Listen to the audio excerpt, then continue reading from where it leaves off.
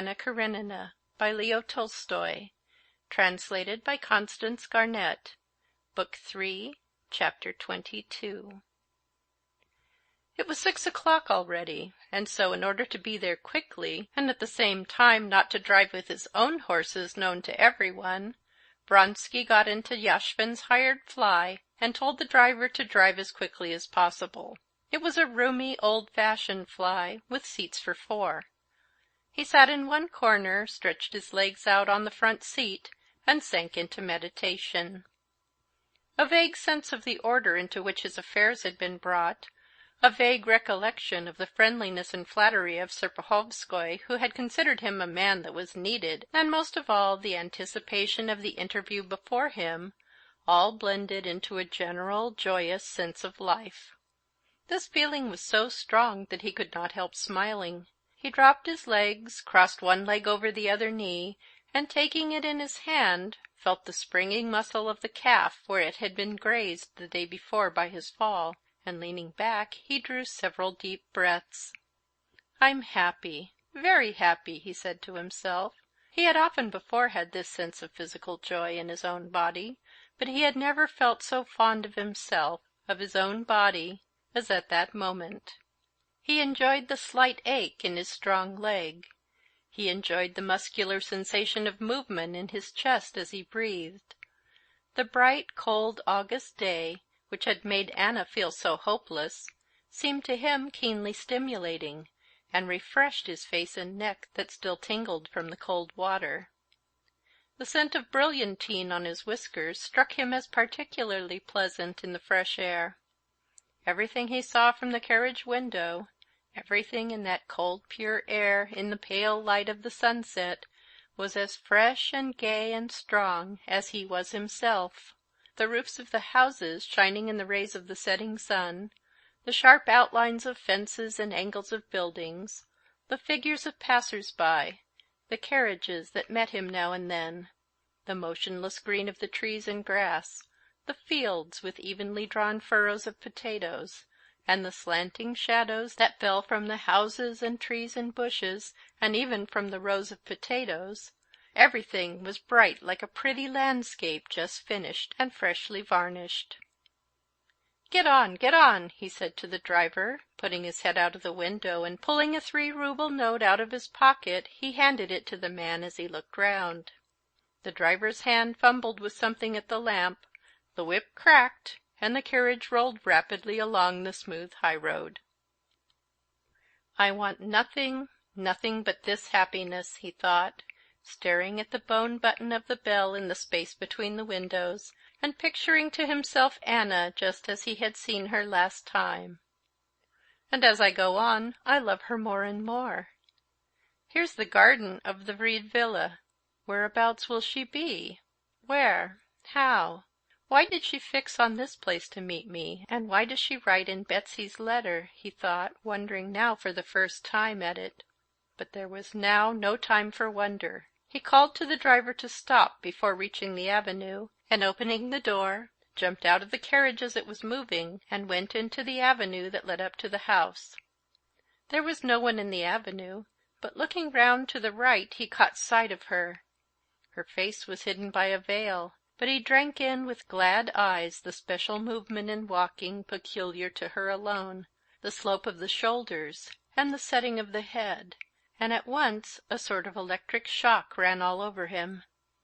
With fresh force he felt conscious of himself from the springy motions of his legs to the movement of his lungs as he breathed, and something set his lips twitching. She pressed his hand tightly. "You're not angry that I sent for you?" "I absolutely had to see you," she said, and the serious and set line of her lips, which he saw under the veil, transformed his mood at once. "I angry? But how have you come? Where from?" "Never mind," she said, laying her hand on his. "Come along. I must talk to you." He saw that something had happened, and that the interview would not be a joyous one. In her presence he had no will of his own. Without knowing the grounds of her distress, he already felt the same distress unconsciously passing over him. "What is it? What?" he asked her, squeezing her hand with his elbow and trying to read her thoughts in her face. She walked on a few steps in silence, gathering up her courage. Then suddenly she stopped. "I did not tell you yesterday," she began, breathing quickly and painfully, "that coming home with Alexey Alexandrovitch I told him everything. I told him I could not be his wife, and told him everything." He heard her, unconsciously bending his whole figure down to her as though hoping in this way to soften the hardness of her position for her. But directly she had said this he suddenly drew himself up, and a proud and hard expression came over his face. "Yes, yes, that's better, 1,000 times better. I know how painful it was," he said. But she was not listening to his words. She was reading his thoughts from the expression of his face. She could not guess that that expression arose from the first idea that presented itself to Vronsky, that a duel was now inevitable. The idea of a duel had never crossed her mind, and so she put a different interpretation on this passing expression of hardness. When she got her husband's letter, she knew then at the bottom of her heart that everything would go on in the old way, that she would not have the strength of will to forego her position, to abandon her son, and to join her lover. The morning spent at Princess Tverskaya's had confirmed her still more in this, but this interview was still of the utmost gravity for her. She hoped that this interview would transform her position and save her. If on hearing this news he were to say to her resolutely, passionately, without an instant's wavering, "Throw up everything and come with me," she would give up her son and go away with him. But this news had not produced what she had expected in him. He simply seemed as though he were resenting some affront. "It was not in the least painful to me. It happened of itself," she said irritably. "And see," she pulled her husband's letter out of her glove. I understand," he interrupted her, taking the letter but not reading it, and trying to soothe her. "The one thing I longed for, the one thing I prayed for, was to cut short this position so as to devote my life to your happiness." "Why do you tell me that?" she said. "Do you suppose I can doubt it?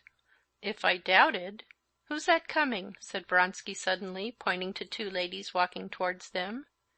"Perhaps they know us." And he hurriedly turned off, drawing her after him into a side path. "Oh, I don't care," she said.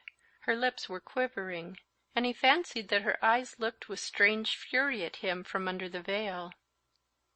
"I tell you that's not the point. I can't doubt that. But see what he writes to me. Read it." She stood still again.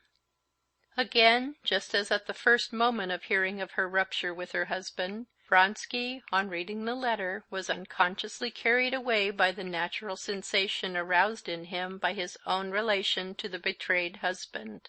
Now while he held his letter in his hands, he could not help picturing the challenge, which he would most likely find at home today or tomorrow, and the duel itself, in which with the same cold and haughty expression that his face was assuming at this moment, he would await the injured husband's shot, after having himself fired into the air. And at that instant there flashed across his mind the thought of what Serpuhovskoy had just said to him, and what he had himself been thinking in the morning, that it was better not to bind himself, and he knew that this thought he could not tell her. Having read the letter, he raised his eyes to her, and there was no determination in them. She saw at once that he had been thinking about it before by himself. She knew that whatever he might say to her, he would not say all he thought, and she knew that her last hope had failed her. This was not what she had been reckoning on. "You see the sort of man he is," she said with a shaking voice. "He—" "Forgive me, but I rejoice at it," Vronsky interrupted. "For God's sake, let me finish," he added, his eyes imploring her to give him time to explain his words. "I rejoice because things cannot possibly remain as he supposes." "Why can't they?" Anna said, restraining her tears and obviously attaching no sort of consequence to what he said. She felt that her fate was sealed. Vronsky meant that after the duel, inevitable he thought, things could not go on as before. but he said something different. "It can't go on. I hope that now you will leave him. I hope," he was confused and reddened, "that you will let me arrange and plan our life. Tomorrow," he was beginning. She did not let him go on. "But my child," she shrieked, "you see what he writes. I should have to leave him, and I can't and won't do that. But for God's sake, which is better, leave your child or keep up this degrading position?" "To whom is it degrading?" "To all, and most of all to you." "You say degrading. Don't say that. Those words have no meaning for me," she said in a shaking voice. She did not want him now to say what was untrue. She had nothing left her but his love, and she wanted to love him. "Don't you understand that from the day I loved you everything has changed for me? For me there is one thing, and one thing only, your love. If that's mine, I feel so exalted, so strong, that nothing can be humiliating to me. I am proud of my position, because—proud of being—proud—" She could not say what she was proud of. Tears of shame and despair choked her utterance. She stood still and sobbed. He felt, too, something swelling in his throat and twitching in his nose, and for the first time in his life he felt on the point of weeping. He could not have said exactly what it was touched him so. He felt sorry for her, and he felt he could not help her, and with that he knew that he was to blame for her wretchedness, and that he had done something wrong. "Is not a divorce possible?" he said feebly. She shook her head, not answering. "Couldn't you take your son and still leave him?" "Yes, but it all depends on him. Now I must go to him," she said shortly. Her presentiment that all would again go on in the old way had not deceived her.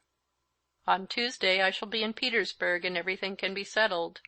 "Yes," she said, "but don't let us talk any more of it." Anna's carriage, which she had sent away and ordered to come back to the little gate of the Vrede garden, drove up. Anna said good-bye to Vronsky and drove home. Chapter 23. Recording by Patty Cunningham.